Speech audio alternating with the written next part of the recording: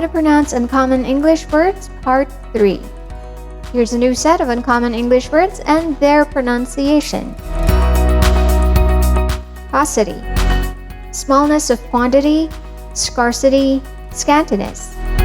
Say it as paucity and not paucity. Again, the pronunciation is paucity. Paucity. Foofaraw. A great fuss or disturbance about something very insignificant. It's not Foofaraw, but Foofaraw. Foofaraw. Cunctation. Lateness or delay. The correct pronunciation is Cunctation.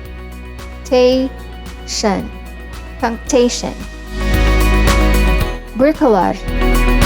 A construction made of whatever materials are at hand, something created from a variety of available things.